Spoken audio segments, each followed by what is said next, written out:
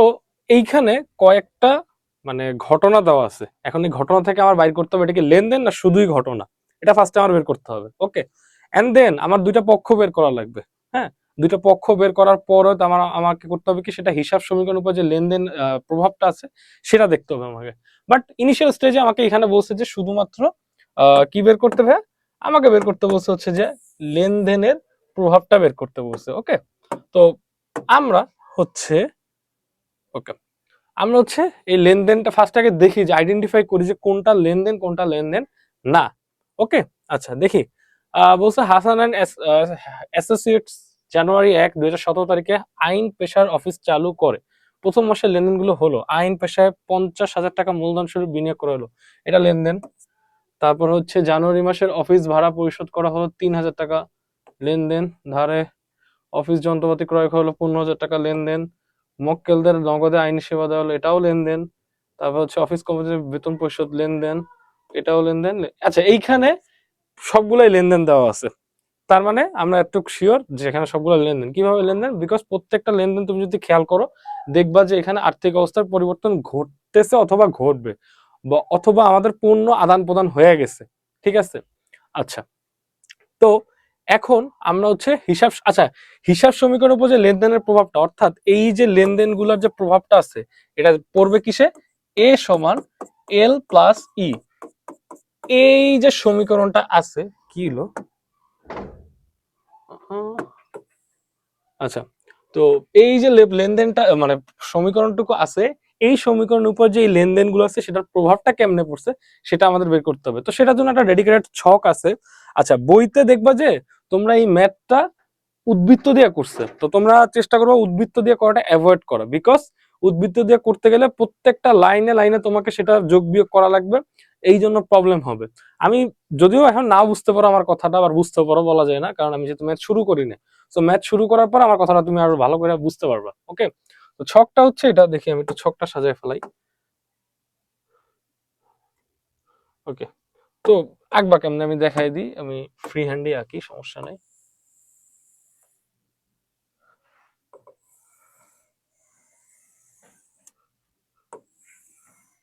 আচ্ছা ঠিক আছে,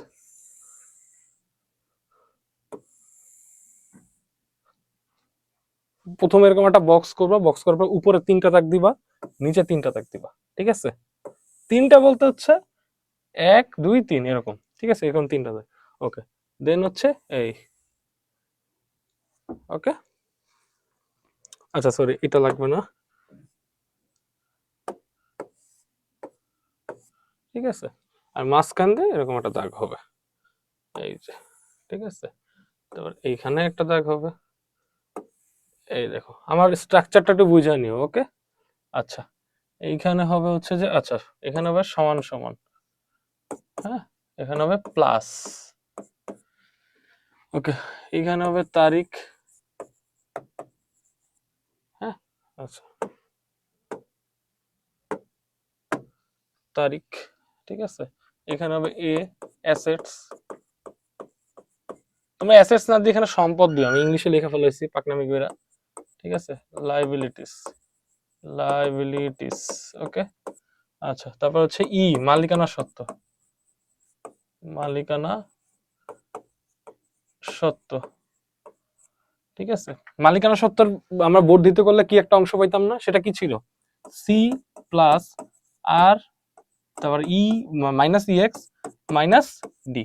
ওকে, আচ্ছা এইখানে সমান সমান কেন? কারণ আমার যে হিসাব সমীকরণটা আছে সেটা কি ছিল? আমার হিসাব সমীকরণটা ছিল হচ্ছে যে এ সমান এল প্লাস ই। তো আমার ছকটাই আমার এমন ভাবে ম্যাথটা করা লাগবে যাতে এ সমান এল প্লাস ই আমি এটা দেখাইতে পারি। ওকে, এখন খেয়াল করো এখানে সমান সমান থাকবে, এখানে দায় যোগ হচ্ছে ইকুইটি বা মালিকানা সত্ত্ব যেটাকে বলে। আচ্ছা, এই ম্যাথটা করার আগে, এই ম্যাথটা করার আগে কিছু টেকনিক আছে। টেকনিকটা হচ্ছে যে তোমার হচ্ছে যে এইখান থেকে তোমার সম্পদের লিস্টটা বের করতে হবে, সম্পদ কয়টা আছে সেটা হচ্ছে এক নজরে সুন্দর মতন দেখতে হবে। এখন এই জিনিসটা তুমি এখন কিভাবে বুঝবা যে ভাইয়া আমি ম্যাথটা করার আগে বুঝবো কেমন? আমার তো ম্যাথ করতে করতে যা বুঝতে হবে। এইটা হচ্ছে ভাইয়া তোমার সময়ের সাথে সাথে এই জিনিসটা ডেভেলপ হয়ে যাবে, মানে প্রো হয়ে যাবে। ঠিক আছে, আমি হচ্ছে একটা শীট দেবো যেখানে মোটামুটি 120-130টার মতন জাবেদা আছে। হ্যাঁ, এই জাবেদা গুলো যদি তুমি কমপ্লিট করতে পারো তোমার জাবেদা নিয়ে ইনশাল্লাহ কোনো প্রবলেম হবে না। এটা আমি মোটামুটি বলতে পারি, বিকজ ওই শিটগুলো করে আমারও যাবে তাতে অনেক বেশি ভালো পরিমাণে বেসিক ডেভেলপ হয়েছিল। সো ওই শিটটাই তোমাদেরকে আমি প্রোভাইড করে দিব। হ্যাঁ, ক্লাসের সাথে লিঙ্ক দিয়ে দিব না গুগল ড্রাইভের, ওখান থেকে প্র্যাকটিস করে নিবা। ওটা কিভাবে প্র্যাকটিস করবে সেটা আমি তোমাদেরকে দেখাই দিব না। ঠিক আছে, ফার্স্টে তোমাদেরকে কি করতে হবে, এখানে প্রত্যেকটা লেনদেন থেকে দুইটা পক্ষ বের করতে হবে, যে দুইটা পক্ষ মানে কোথায় কি হয়েছে আর কি, আদান প্রদানটা বুঝতে হবে। খেয়াল করো, এইখানে হয়েছে যে তোমার 50,000 টাকা কি করছে, মূলধন স্বরূপ বিনিয়োগ করছে। আচ্ছা ভাই, বিনিয়োগ করলে জানি কি হয়, বিনিয়োগ করলে হচ্ছে যে তোমার ব্যবসায় টাকাটা আসে। ঠিক আছে, তোমার কি হবে, মানে মূলধন যে করছে, মূলধন করলে কি হবে, মানে বিনিয়োগটা বাড়বে, সো মালিকের টাকার পরিমাণটা বাড়বে, আর হচ্ছে তোমার ব্যবসায় যেহেতু টাকা আসে, সো ব্যবসায় টাকাটা বাড়বে। সো এখানে দুইটা জিনিস হবে, একটা হচ্ছে যে তোমার নগদান হিসাব। ওকে, আচ্ছা আমি এটা নিউ একটা পেজে লিখি, একটা প্রত্যেকটা, এটা হচ্ছে তোমার বইয়ের ম্যাথ, এনসিটিভির যে বইটা আছে সে বইতে এই ম্যাথটা পাওয়া যাবে। সো আমি প্রত্যেকটার পক্ষটা লেখা দিচ্ছি, ঠিক আছে। নগদান হিসাব, ওকে,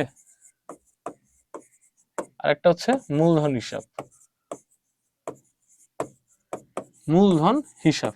হ্যাঁ, আচ্ছা, এখন এরকম প্রত্যেকটা আমাকে বের করতে হবে। তারপর দেখছি কি জানুয়ারি মাসের অফিস ভাড়া পরিশোধ করা হলো 3,000 টাকা। তো এইখানে আমার নগদ আছে, সো আমার হচ্ছে এখানে আর সম্পদ নাই, তো এই লেনদেনটা আমার এখন ই করা লাগবে না। এখন আমি সম্পদ খুঁজতেছি, সম্পদগুলো সব জড়ো কইরা আমার বুঝতে হবে যে কারণ কি, তোমার যখন দেখবা যে তোমার দায় নাই, দায়ের পরিমাণ একদমই নেই, তখন তোমার এই ঘরটা একটু ছোট দিলেও হবে, তখন এই ঘরটা একটু বড় দিবা, মানে এটা একটা হচ্ছে যে এই ঘরটা আর কি কেমন দিবা, স্পেসের জন্য আর কি। হ্যাঁ, আর খাতা যদি বেশি বড় হয় তাহলে তোমার এই টেকনিক না ফলো করলেও হবে, ব্যাপার না।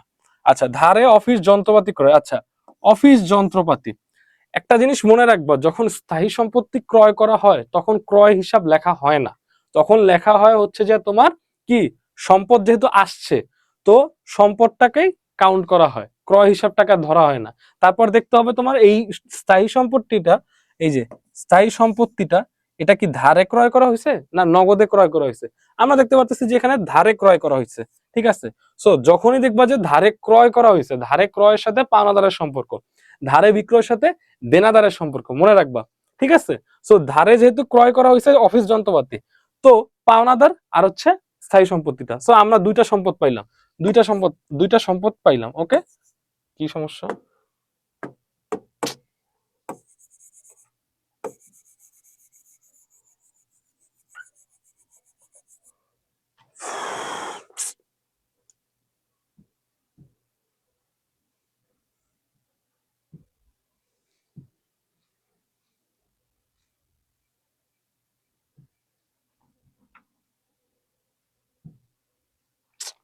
কি হলো বোর্ডের,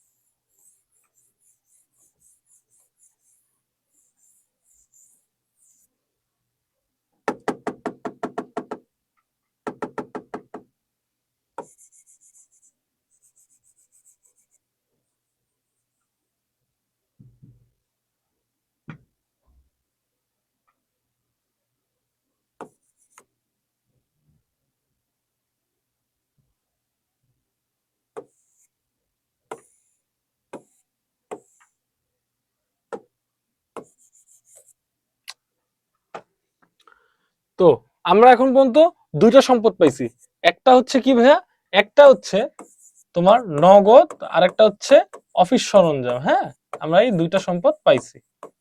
ওকে,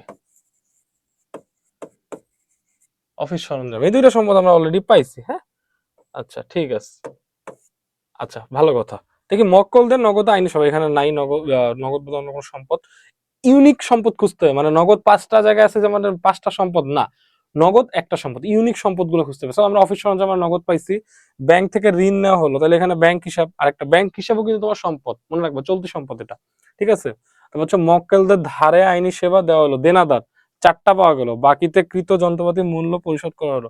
সো তোমার সম্পদ হচ্ছে 4টা, দেনাদার, অফিস সরঞ্জাম, নগদ, ব্যাংক।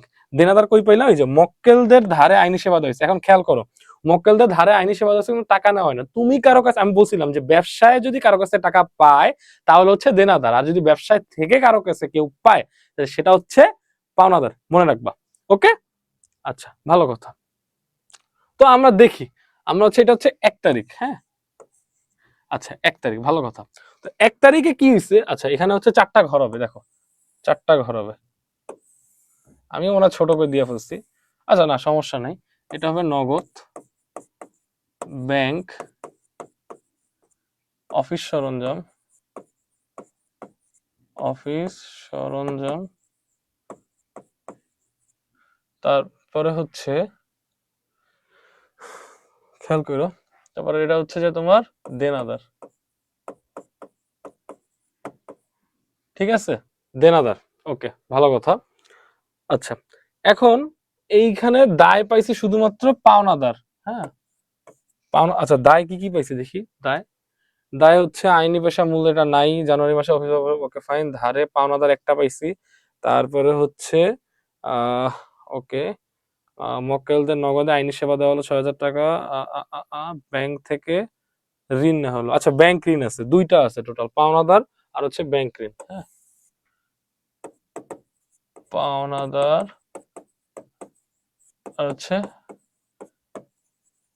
ব্যাংক ঋণ। ওকে, আচ্ছা তো এই হলো যে মোটামুটি জিনিসপাতি আমরা বুঝলাম। হ্যাঁ, এইখানে হচ্ছে যে শুধুমাত্র যে এইখানে যায়, এইখানে তোমার কিছু কাউন্ট করা লাগবে না, এটা একদম মানে রানিং এ লিখবা। আর এগুলো হচ্ছে একটু বুঝা শুই না সবকিছু বাইর করে আগেই হইতেছে কোশ্চেনটাকে অ্যানালাইসিস করে ডিটেক্ট করে এই জিনিসগুলো একটু বসাই দিবা, তাহলে তোমার লিখতে ইজি হবে, স্পেসটা একুরেট থাকবে। হ্যাঁ আচ্ছা, তো নগদে বিনিয়োগ করছে 50,000 টাকা, তো 50,000 টাকা দিছে। এখন একটা জিনিস খেয়াল করো, 50,000 টাকা দিলে কি বলছি, নগদ বাড়বে, মূলধন বাড়বে। মূলধন কোথায়, মূলধন হচ্ছে ভাই এই যে, দেখছো, তাইলে তার মানে 50,000 টাকা এইখানে।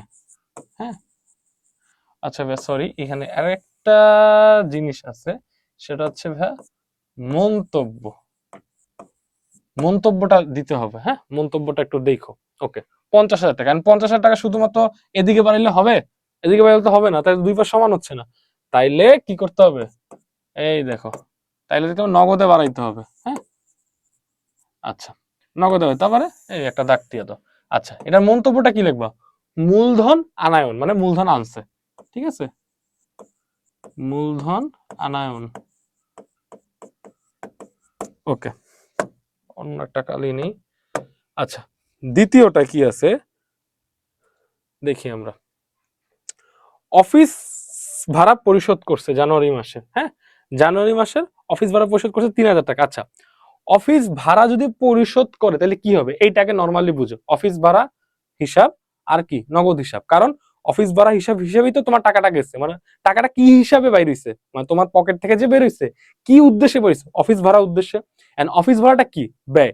আচ্ছা এবার আমার একটা কথা বলো, যদি ব্যয় হয় তাহলে মালিকের টাকা পরিমাণ বাড়বে না কমবে, অবশ্যই কমবে।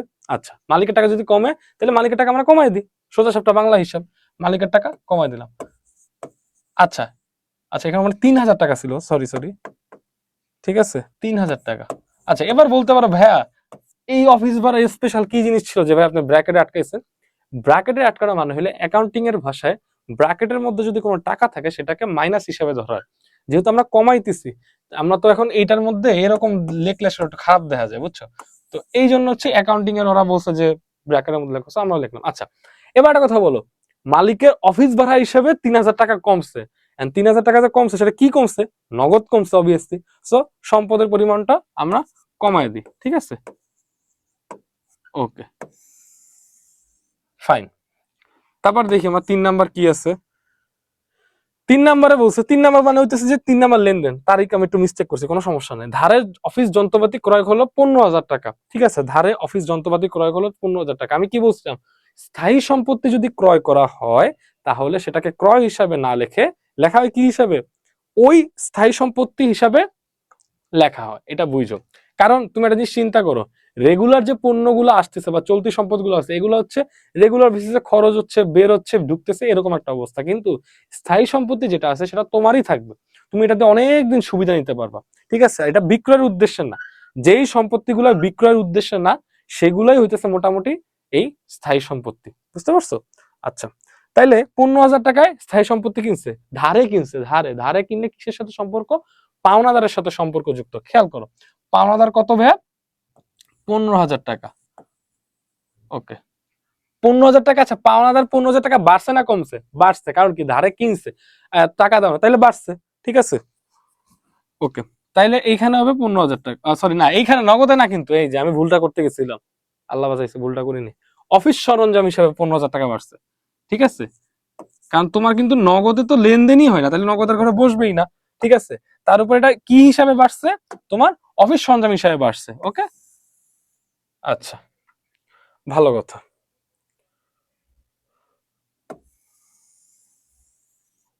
ওকে, এইখানে কোনো ইফেক্টই পড়ে না।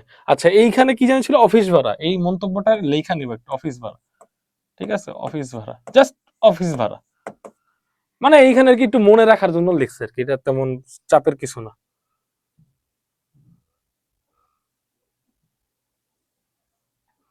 ওকে, খেয়াল করো, তারপর বলছে মক্কেলদের নগদে আইনি সেবা দেওয়া হলো। মক্কেলদের নগদে আইনি সেবা দেওয়া হয়েছে। নগদে যদি আইনি সেবা দেওয়া হয় কত টাকা? তোমার হচ্ছে 6,000 টাকা। নগদে যদি মানে আইনি সেবা দেওয়া হয় 6,000 টাকা, তাহলে কি হবে? আচ্ছা, একটা জিনিস খেয়াল করো, তোমার কিন্তু ম্যাথটা করার আগে দেখতে হবে যে ও আসলে কিসের ব্যবসা করতেছে। কারণ তোমাকে আমি একটা এক্সাম্পল দিই। আহ মনে করো ইয়া করছে, আমাদের আমরা আমরা যে প্ল্যাটফর্মে আছি, প্রোকাডেমিক্স, প্রোকাডেমিক্স মনে করো 100 প্রোকাডেমিক্স এর নামযুক্ত গেঞ্জি কিনছে। ঠিক আছে, 100 প্রোকাডেমিক্স এর নামযুক্ত মানে নর্মাল গেঞ্জি কিনছে 100। এখন এটা কিন্তু আমাদের জন্য হবে একটা ক্রয়, অথবা বলতে পারো যে সম্পদ টাইপের হবে। কারণ কারণ কি হইতেছে, কারণ এগুলো কিন্তু আমাদের প্রোডাক্ট না, এগুলো কিন্তু আমাদের কাছে থাকবে। এই গেঞ্জিগুলো আমরা আমাদের একটা পারপাসে কিনতেছি, ধরতে পারো যে আমাদের ব্র্যান্ডিং এর জন্য কিনতেছি। হ্যাঁ, আচ্ছা, কিন্তু একটা কাপড় প্রতিষ্ঠান যারা কাপড়, যেমন ইলিয়ান, ইলিয়ান যদি 100 পাঞ্জাবি কিনে, এখন 100 পাঞ্জাবি কিনছে কেন? কারণ ইলিয়ান তো পাঞ্জাবি সেল করে, রাইট? সো পাঞ্জাবি সেল করার জন্য কিনছে। এইটা হইতেছে ডিফারেন্স, যে ব্যবসার উদ্দেশ্যটা কি, ওর মেইন প্রোডাক্টটা কি, ওর মেইন প্রোডাক্ট যেটা, সেটা ওর কাছে অলওয়েজ ইয়া থাকবে, প্রোডাক্ট হিসাবে থাকবে, নট লং টার্ম অ্যাসেট বা স্থায়ী সম্পত্তি না। কারণ দেখো, এই যে অফিস সরঞ্জাম বা অফিস যন্ত্রপাতি, অথবা এই যে আসবাবপত্র, যে সোফা টোফা আছে, আসবাবপত্র ক্রয় করা হয়েছে, সামনে অনেক ম্যাথ পাবো। এখন আসবাবপত্র ক্রয় করা হয়েছে, আসবাবপত্র তোমার জন্য স্থায়ী সম্পদ, কিন্তু এই যে যেমন ইয়া, আমি আসলে নাম ইয়া হাতিল না কি জানি একটা কোম্পানি আছে, ওরা তো দেখি যে অনেক কিছু সেল করে এই যে আসবাবপত্র টাইপের, এখন ওদের কাছে যেগুলো কিন্তু নর্মাল পণ্য, কারণ ওরা কি ডেলি এটা ক্রয়ের উদ্দেশ্যে, সরি বিক্রয়ের উদ্দেশ্যে ক্রয় করছিল ওরা। বুঝতে পারছো? ওকে, ফাইন। সো নগদে আইনি সেবা দেওয়া হয়েছে, তাইলে 6,000 টাকা, 6,000 টাকা আয় হয়েছে। আয় হইলে এখানে বাড়বে, আর নগদ বাড়ছে, সো 6,000 টাকা। ও সরি সরি সরি, 6,000 টাকা। ওকে, এখানেও 6,000 টাকা। ওকে, ফাইন। এটা কি? আইনি সেবা। ওকে, আচ্ছা, তোমরা যে প্রত্যেকটা লেনদেন থেকে দেখবা যে আসলে কি হইতেছে, টাকাটা কোথায় যাইতেছে আর কেমনেই করতেছে। মানে এই একটা লেনদেনের ফলে এ সমান এল প্লাস ই এর কোন কোন উপাদানে ইয়া পড়তেছে, এটা হচ্ছে তোমাকে বের করতে হবে, এটা বাইর করা বুঝতে হবে ভালো করে। বুঝছো ভাইয়া? ওকে, 5 নাম্বার, সেটা হচ্ছে আহ তোমার কত, অফিস কর্মচারীদের বেতন পরিশোধ। তো বেতন পরিশোধ করলে কি হবে ভাইয়া? এই যে বেতনটা কি এক ধরনের ব্যয়, তো ব্যয় হইতেছে কোথায়? এই যে এখানে আছে। তো ঠিক আছে, তাহলে 2,000 টাকা কমায় দিই আমরা, এখানে বেতন। ঠিক আছে, তারপর এখানেও কমায় দিই। ওকে, 2,000 টাকা। ওকে,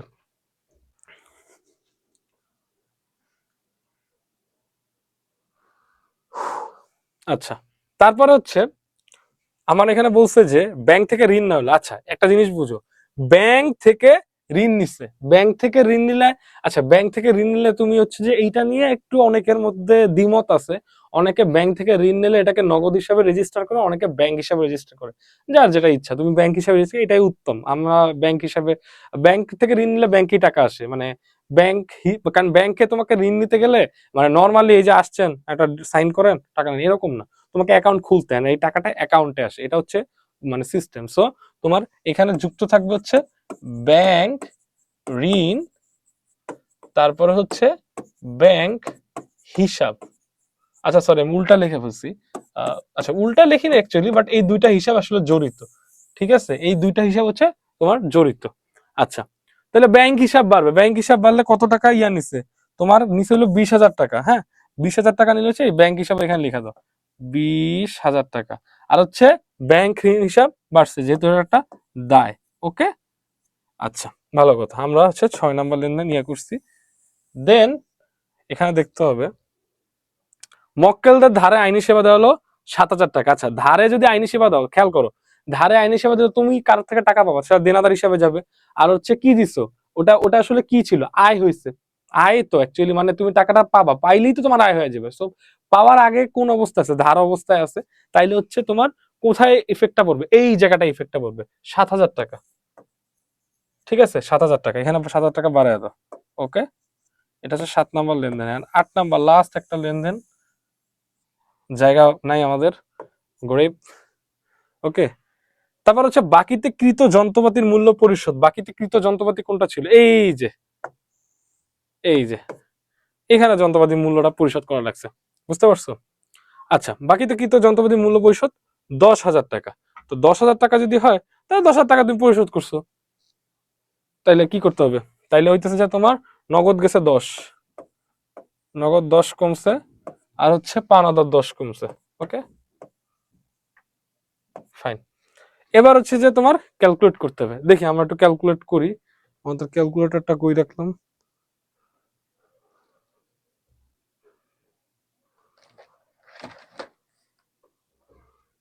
আই হাই, আচ্ছা ক্যালকুলেটর আমার মোবাইলটা দিয়ে কাজ চালায়নি।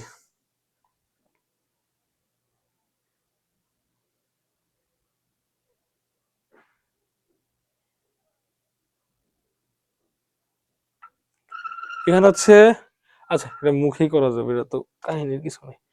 50,000, 3,047, 53, 53 থেকে 2 গেলে 51, 51 থেকে 7 গেলে 44, 44 থেকে 34, 34, ঠিক আছে 34,000, এই ঘরটুকু 34,000, এইখানে হচ্ছে 20,000, হ্যাঁ তারপর এখানে হচ্ছে 15। ওকে আর এখানে এক মিনিট, আমরা মনে হয় কোথাও ভুল করছি, ওয়েট, এই যে দেখছো, এই যে 24 তারিখে আমরা ভুল করছি, এখানে বলছে মক্কেলদের ধারে আইনি সেবা দেওয়া হলো 7,000 টাকা। খেয়াল করো 7,000 টাকা কিন্তু দেনাদার বাড়ছে, এটা আমরা ভুল করছি, হ্যাঁ এটা ভুল, এটা ভুল, 7,000 টাকা দেনাদার বাড়বে, হ্যাঁ দেনাদার, দেনাদার 7,000 টাকা। ওকে আচ্ছা এটা হচ্ছে কত, 10,000। ওকে ফাইন, তাইলে এখানে করতে হবে কি তোমার, দেখি 50,000 থেকে গেলে 47, 47,000 6 যোগ করলে হচ্ছে যে 53, 53, 51, 41, ঠিক আছে 41, এখানে হবে 7,000 টাকা, সেমই হবে বাট ভুল তো ভুলই, কারণ কি তোমার নগদ আর দেনাদার জিনিসটা আলাদা, এটা বুঝতে হবে। আর এখানে হবে 5,000 টাকা, হ্যাঁ আর হচ্ছে এগুলাতে সমান সমান দিবা, ঠিক আছে এগুলো তো যোগ যোগ যোগ যোগ যোগ যোগ যোগ, ফ্রুট নিনজার মতন, হ্যাঁ আচ্ছা 20,000 টাকা এটা। ওকে আচ্ছা 20,000 টাকা, আর এখানে দেখি কত আছে, এখানে সেমই হওয়ার কথা 50, এটা হচ্ছে 50, 47, তারপর হচ্ছে 53, 53 সাথে যদি তুমি 2 বাদ দাও 51, 51 সাথে 58, ঠিক আছে এটা হবে 58। আচ্ছা এবার আমরা তিনটা মিলা যোগ করি, 41 আর 20 হচ্ছে 61, 61 আর 15 তে কত, 76, 76 আর সাথে হচ্ছে 83, 83,000 টাকা। এখানে আছে 58, হ্যাঁ 58 আর 20 কত, 78, 78 আর 5 হচ্ছে 83। ওকে আমাদের ম্যাথ দুই পাশ কিন্তু মিলা গেছে, খেয়াল করছো, দেখো দুই পাশ মিলা গেছে। এখন তুমি যদি এরকম ম্যাথ দেখাও তোমার 1 মার্ক কাইরা দিবে, বলতে পারো কেন ভাইয়া ম্যাথ তো সব ঠিকই আছে, তাহলে ভুলটা কোথায়, ভুলটা হচ্ছে ম্যাথ ক্লোজ করে না, ম্যাথ ক্লোজ করার সিস্টেম হচ্ছে ডাবল দাগ এরকম একটা, অ্যাকাউন্টিং এ ম্যাথ ক্লোজ করার সিস্টেম হচ্ছে এরকম একটা ডাবল দাগ দিয়ে দিবা, তাইলে তোমার ম্যাথটা ক্লোজ হয়ে গেল। ঠিক আছে, সো আমি চেষ্টা করছি যে এই যে উদ্দীপকটা আছে এইটা থেকে তোমাদের একটা হিসাব সমীকরণের উপর প্রভাবটা দেখায় দেওয়ার জন্য। ঠিক আছে, মানে এখান থেকে কিরকম ম্যাথ আসে আমি চেষ্টা করব প্র্যাকটিস শিটটা থেকে কিছু গুরুত্বপূর্ণ ম্যাথ তোমাদের জন্য কইরা দেওয়ার জন্য। আর হচ্ছে আমি জাবেদার শিটটা দিয়ে দিব না, ওই জাবেদার শিটটা বের করবা।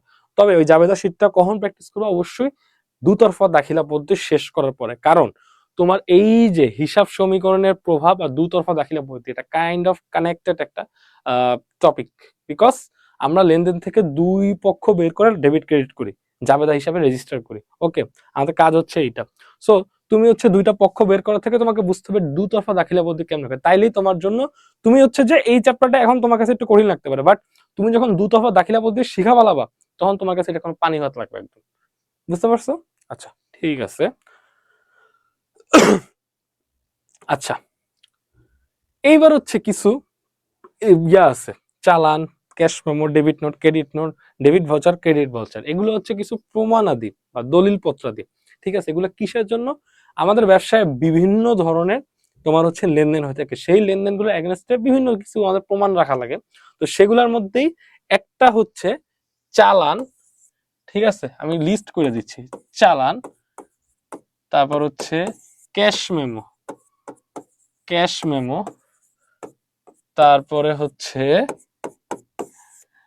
ডেবিট অথবা ক্রেডিট ভাউচার, ক্রেডিট ভাউচার অথবা ডেবিট অথবা ক্রেডিট নোট। এখন আমাকে বুঝতে হবে কোনটার জন্য কি দেবে। এগুলো হচ্ছে এখান থেকে কিন্তু 4 মার্কের ম্যাথ আসার সময় 2 মার্কের ম্যাথ আসতে পারে, বলা যায় না, যে কোনো জায়গায় দিতে পারে। তোমার তোমার ভাগ্য যদি ভালো থাকে তাহলে 4 মার্ক আসবে, কারণ এটা খুবই সোজা, কোনো কিচ্ছু নেই, জাস্ট ছকটা। এগুলার যে ফরম্যাটটা আছে এগুলোর ফরম্যাটটা তোমার মুখস্থ রাখতে হবে। ঠিক আছে, কি মুখস্থ রাখতে হবে? ফরম্যাটটা মুখস্থ রাখতে হবে। এই ফরম্যাট যদি তুমি মুখস্থ রাখতে পারো তোমার মার্ক হাতের মুঠোয়, কেউ ঠেকাইতে পারবে না। বুঝছো? আচ্ছা, তো তোমার হচ্ছে ধরো আমি একটু সাইজ এনে নি। আচ্ছা, ফার্স্টে বুঝতে হবে যে চালানটা বানানো কেন, এই চালানটা কেন বানানো হয়। কারণ হচ্ছে তোমার এইটা হইতেছে যে তোমার কিসের জন্য বলো? ওকে এক মিনিট। এই চালানটা বানানো হয় হচ্ছে যে তোমার ধারে পণ্য ক্রয় বিক্রয়ের ক্ষেত্রে এই চালানটা বানানো হয়। এটা কেন বানানো হয়? ধারে, এটা মনে রাখবা, ধারে পণ্য ক্রয়, ক্রয় বিক্রয় আর কি, হ্যাঁ, পণ্য ক্রয় বিক্রয়। এই ফরম্যাটটা এক্স্যাক্টলি মনে রাখবা, এক্স্যাক্টলি মুখস্থ রাখবা। এন্ড একটা জিনিস খেয়াল করো, এইখানে সুমন ট্রেডার্স কে, দেখো সুমন ট্রেডার্স কে, আর হচ্ছে ক্রেতার নাম, কে কিনছে আর কি, এ হচ্ছে বিক্রেতা মানে তুমি। ঠিক আছে, এ হইতেছে যে আমি, আর এই হইতেছে ক্রেতাকে যে হচ্ছে কিনতেছে। ঠিক আছে, তার ঠিকানা লিখলাম, আমার নিজের ঠিকানা লেখা লাগবে, চালান, এই যে তারিখ, তারপর হচ্ছে চালান নং। ওকে, তারপর সেখানে একটা বক্স দেওয়া লাগবে, ক্রমিক নং, মালের বিবরণ, দর, পরিমাণ, টাকার পরিমাণ। ঠিক আছে, এখন খেয়াল করলাম যে নাজির সাইল চাল কিনছে 40 টাকা দরে 1000 কেজি, তাহলে এখানে 40,000 টাকা।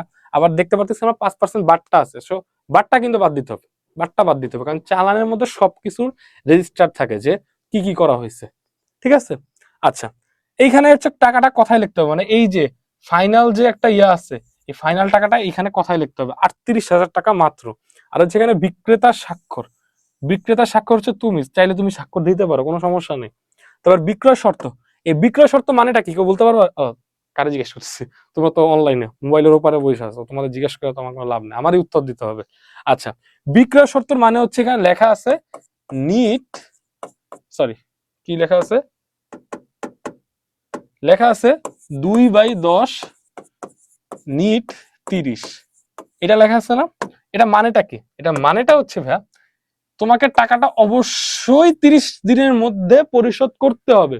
যদি যদি তুমি 10 দিনের মধ্যে পরিশোধ করতে পারো তাহলে এক্সট্রা 2% ডিসকাউন্ট পাবা, মানে 5% তো পাইছেই, কিন্তু যদি এই টাকাটা 10 দিনের মধ্যে পরিশোধ করো তাহলে এক্সট্রা 2% ডিসকাউন্ট পাবা। এটা হচ্ছে সে একটা অফার করছে, এই আর কি। আর এই ফরম্যাটটা মুখস্থ রাখবে, এখানে তোমার বোঝার কিছু নেই। আর হইতেছে এইখানে অলওয়েজ ধারে পণ্য ক্রয় বিক্রয়, তোমাকে অনেক সময় বলতে পারে যে 2 অথবা 3 তারিখের জন্য বা একটা তারিখ উল্লেখ করে দিল বা একটা লেনদেন ইন্ডিকেট করে দিল, ইন্ডিকেট করে দিয়ে বললো যে প্রয়োজনীয় প্রমাণপত্র দিয়ে বানাও। তখন তুমি কি করবা? চালান বানাবে না ক্যাশ মেমো বানাবে বা ডেবিট ভাউচার ক্রেডিট ভাউচার কি বানাবে? লেনদেনের প্রকৃতিটা বুঝতে হবে। লেনদেনের প্রকৃতিটা বোঝার জন্য এই জিনিসটাকে দেখবা, সে কি ধারে ক্রয় বিক্রয় করছে না নগদে ক্রয় বিক্রয় করছে। নগদে ক্রয় বিক্রয় করলে ক্যাশ মেমো, ধারে বিক্রয় ক্রয় বিক্রয় করলে হচ্ছে চালান। ঠিক আছে? আচ্ছা, এই যে ক্যাশ মেমো কই গেল? ক্যাশ মেমো এটা হচ্ছে নগদে, ঠিক আছে? নগদে এখানে লেখা আছে, তাও লিখে দিলাম নগদে। এখানে হচ্ছে ভাউচার নাম, ওইখানে হচ্ছে চালান নাম। চালানে হচ্ছে চালান নাম, ক্যাশ মেমোতে হচ্ছে ভাউচার নাম। তারপর হচ্ছে আলম জেনারেল স্টোর মানে আমি, তারপর ঠিকানা আর বাকি সব সেমই, জাস্ট চালানের জায়গায় ক্যাশ মেমো। বাকি দেখো আরেকটা আছে, কিছু জায়গায় একটু পরিবর্তন আছে। এইখানে ছিল কি তোমার ভুল ত্রুটি সংশোধনযোগ্য, আর এখানে কি আছে বিকৃত পণ্য ফেরত নেওয়া হয় না, ক্রেতার স্বাক্ষর। এখানে ক্রেতার স্বাক্ষর ছিল না, এখানে হচ্ছে বিক্রেতার স্বাক্ষর। আর টাকা কথায় এটা ঠিকই আছে। ঠিক আছে? আমি হচ্ছে তোমাকে এই debit voucher credit voucher, debit note credit note, চালান, ক্যাশ মেমো কোন লেনদেনের জন্য বানানো হয় সেটা বলে দিচ্ছি, আর কি কি করা হয় সেটা বলছি। বাকি মুখস্থ করার দায়িত্ব তোমার, কারণ একটা ছক বোঝানোর কিছু নেই, ছকে যা আছে তো আছে, ওগুলো তোমার পড়তে হবে। বুঝছো? আচ্ছা, ফাইন, ওকে। ডেবিট ভাউচার, ডেবিট ভাউচারটা কেন তৈরি করে? ডেবিট ভাউচারটা তৈরি করেছে বিভিন্ন ব্যয়ের সাপেক্ষে, পণ্য ক্রয় অথবা ব্যয়ের সাপেক্ষে। ঠিক আছে? তোমাকে ক্রয় বিক্রয়ের জন্য ডেবিট ভাউচার মানে রেডি করতে দিবে না, তোমাকে বিভিন্ন ব্যয়ের সাপেক্ষে এটা বানাতে, যেমন বেতন, অফিস ভাড়া, ঠিক আছে, তোমার মজুরি, এগুলোর জন্য হয়তো তোমাকে একটা ডেবিট ভাউচার তৈরি করতে বলে। ডেবিট ভাউচারটা একটু কাহিনী আছে। কাহিনীটা হচ্ছে ডেবিট ভাউচার নম্বর, হিসাব খাতের নাম। হিসাব খাতের নাম কোনটা? এই ডেবিট ভাউচারটা কোন বিষয়ের উপর বানানো হয়েছে? যদি বেতন হিসাবের উপর ডেবিট ভাউচার নির্ণয় করতে বলতে, এখানে বেতন, ঠিক আছে, তাই এখানে কি হবে? বেতন হবে। ওকে ভাইয়া? আর হচ্ছে তারিখ, গ্রহণকারীর নাম, গ্রহণকারী বলতে যে গ্রহণ করতেছে, নাম না থাকলে ফাঁকা, ঠিকানাও না থাকলে ফাঁকা। ওকে, তারপর হচ্ছে নং, খরচের বিবরণ, টাকা। আর এইখানে হচ্ছে তোমার হইতেছে যে 4টা সাইন লাগবে। ক্যাশিয়ারের স্বাক্ষর, হিসাব রক্ষকের স্বাক্ষর, তারপর হচ্ছে ব্যবস্থাপকের স্বাক্ষর, গ্রহিতার স্বাক্ষর, এই 4টা সাইন লাগবে। আর হচ্ছে টাকা কথায় লেখা লাগবে। এখন তোমার দেখা যাচ্ছে এই 4টা নাম মনে থাকবে না, তো এটা নাম মনে থাকলে আমার খুব আজব একটা নিয়ম আছে। এটা হচ্ছে ভাই নিজে পড়তে গেলে নিজে পড়ার মধ্যে এগুলো নিজের মনে থাকবে। আমি আমার মতন করে বানাইছি, তোমরা হাসতে পারো, যা মন চায় করো, বাট আমার মনে থাকে। সেটা হচ্ছে আমি মনে রাখতাম হচ্ছে এরকম: কেহি বগ্র। কেতে হচ্ছে যে ক্যাশিয়ারের স্বাক্ষর, হিতে হচ্ছে হিসাব রক্ষকের স্বাক্ষর, বতে ব্যবস্থাপকের স্বাক্ষর, গ্রহতে হচ্ছে গ্রহিতার স্বাক্ষর। আমি মনে রাখতাম কিভাবে ভাইয়া? আমি মনে রাখতাম কি হলো বুঝলাম না, লেখা খারাপ হচ্ছে কেন। আমি মনে রাখতাম হচ্ছে ক্যাহি বগ্র, ঠিক আছে? আমি মনে রাখতাম এরকম, তো তোমরা মনে রাখবা, কারণ এই ক্যাহি বগ্র এটা ডেবিট ভাউচার আছে, ক্রেডিট ভাউচার আছে। সো তো মনে থাকলো। তোমার গালি হইলো, তুমি যদি একটা পড়া গালি দিয়ে মনে রাখতে পারো, ডু ইট, কারো কোনো সমস্যা নেই, খালি মানুষকে না বললেই হয়েছে। ওকে, আচ্ছা। ক্রেডিট ভাউচার, ডেবিট ভাউচার কিসের জন্য ব্যবহার করা হয়তো? ব্যয়ের সাপেক্ষে। আর ক্রেডিট ভাউচার আয়ের সাপেক্ষে। ঠিক আছে? যেমন হচ্ছে কমিশন প্রাপ্তি, ঠিক আছে, বিক্রয় আছে, তারপর হচ্ছে উপভাড়া। উপভাড়া কি জানো? সাপোজ তোমার বাসা হচ্ছে 3টা রুম, এন্ড 3টা রুমের মধ্যে তুমি মনে করো একটা মানুষের ভাড়া দিয়ে দিলা, তোমার ফ্যামিলি মেম্বার 2টা রুমে থাকে, আরেকটা রুম ফাঁকা পড়ে থাকে, তুমি আরেকটা অন্য একটা ফ্যামিলির 1 রুম ভাড়া দিলে, এই যে বাসার মধ্যে আরেকটা রুম তুমি নিজে ভাড়া দিয়ে ইনকাম করতেছো, এটাই হচ্ছে উপভাড়া। ওকে, ফাইন, ভালো কথা। তো সেম দেখো, সেম একদম সেম, এখানে ডেবিট ভাউচার নম্বর, এখানে ক্রেডিট ভাউচার নম্বর, তারপরে আর বাকি সব সেম, বাকি সব সেম। এই দেখো 4টা সাইন আছে, 4টা সাইন ওখানেও ছিল। ঠিক আছে? এই হচ্ছে সিস্টেম। ডেবিট নোট, এখন কথা হচ্ছে ভাই ডেবিট নোটটা কেন তৈরি করা হয়? ডেবিট নোটটা তৈরি করা হয় হচ্ছে যে তোমার ক্রয়কৃত পণ্য ফেরত দিলে, মানে ক্রয় ফেরতের জন্য হচ্ছে ডেবিট নোট করা হয়। বুঝছো ভাইয়া? এটা হচ্ছে ক্রয় ফেরত, ডেবিট নোট হচ্ছে ক্রয় ফেরত। ঠিক আছে? এখানে হচ্ছে ডেবিট নোট নং যদি থাকে দিবা। আচ্ছা, একটা জিনিস হচ্ছে তোমার ফরম্যাটটা কিন্তু সেম। এখন ফরম্যাটটা সেম হওয়ার পর যেই ইনফরমেশন থাকবে না, নাই শেষ, আমার তো কোনো সমস্যা নাই। ওকে, আচ্ছা, এটা লাগবে না, শুধু এতটুকু, এতটুকু বক্সের মধ্যে প্রাপকের নাম। ঠিক আছে? প্রাপকের নাম বলতে যাকে পাঠাইতেছো, মানে যাকে এটা পাঠাচ্ছ সে। ওকে, তারপর হচ্ছে ঠিকানাদার, সূত্র থাকলে থাকছে, না থাকলে নাই, বাট লেখো। তারপর হচ্ছে তারিখ, আর হচ্ছে তারিখ, তারিখ না, ক্রমিক নং, মালের বিবরণ। আর আচ্ছা, একটা জিনিস হচ্ছে মালের বিবরণ, এই যে ফেরতের কারণ হিসেবে আমি দেখাই দিছি, এটা অনেকের কাছে একটু কঠিন লাগতেছে, এটা আমি জানি, সমস্যা নেই। পরিমাণ আর হচ্ছে যে কারবারি বারটা কিন্তু বাদ দিতে হয়। আচ্ছা এখানে দেখো খেয়াল করছি দেখছো যে প্রতি পিস 13,000 টাকা করে 10 পিস জামদানি শাড়ি ছেঁড়া হয়, ফেরত পাঠানো হলো এবং ফেরতের পণ্য দ্বারা মূল্য আপনার হিসাবকে ডেবিট করা হলো। এত কিছু লেখা লাগবে না। তুমি হইতেছে যে ভাইয়া ফেরতটা পাঠানোর কারণ যদি থাকে ওই কারণটা দিবা, আদারওয়াইজ আর কিচ্ছু দেওয়া লাগবে না। এই যে কে ডেবিট করছে এগুলো দেওয়া লাগবে না। দিবা যে নিম্নমানের হয় প্রতি পিস 1300 টাকা শাড়ির দরে 10 পিস জামদানি শাড়ি ফেরত দেওয়া হলো, অথবা লিখবা যে প্রতি পিস 1300 টাকা দরে 10 পিস জামদানি শাড়ি তোমার ছেঁড়া হয় বা যে কোনো কিছু হয় ফেরত পাঠাইছে, বাস এতটুকু লিখলি এনাফ। ওকে। আর এখানে হচ্ছে টাকা কথায় লিখতে হবে, আর হচ্ছে ক্রয় ব্যবস্থাপক, এইটা হইতেছে তার উল্টা, এটা হচ্ছে বিক্রয় ফেরত। ঠিক আছে, এটা হচ্ছে বিক্রয় ফেরত। এখানেও সেম, জাস্ট বিক্রয় ফেরত, বিক্রয়ের কারণটা দিয়ে টাকাটা উল্লেখ করে দিবা।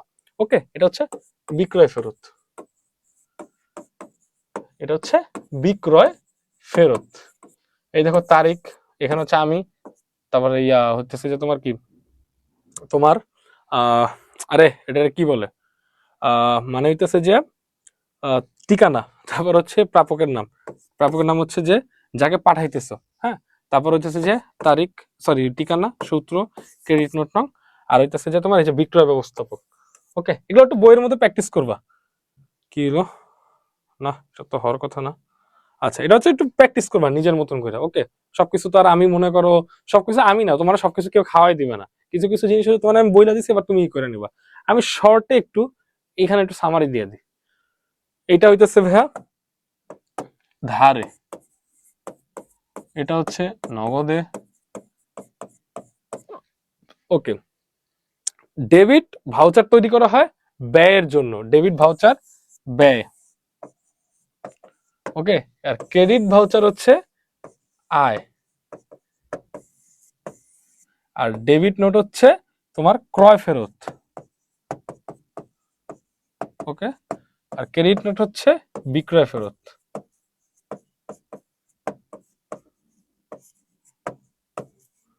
ওকে, এই হইতেছে যে তোমার সামারি, এটা একটু মনে রাখবা। তো এই চ্যাপ্টারে আর কোনো ধরনের ম্যাথ নাই, আর যেই ম্যাথ আছে তুমি পারবা, দেখলেই পারবা, জাস্ট তোমাকে একটু ধরাই দেওয়া লাগবে। সো আমরা এই চ্যাপ্টারের উপর আরো একটা ক্লাস দিব, সেটা হচ্ছে ফাইনাল একটা চ্যাপ্টার, মানে ফাইনাল একটা ক্লাস হবে, মানে ওইখানে প্র্যাকটিস শিটের কিছু ম্যাথ আমরা করব, এন্ড ওই ম্যাথের থ্রুতে তোমরা হচ্ছে এই চ্যাপ্টারটা পুরোটা ক্লিয়ার হয়ে যাবে। সে পর্যন্ত ভালো থাকবে, সুস্থ থাকবে। সবাইকে আমাদের প্রোকাডেমিক্সে এই যে ক্লাস করতেছে কেমন লাগবে সেটা আমাদের জানাবো অবশ্যই অবশ্যই। ঠিক আছে, আসসালামু আলাইকুম।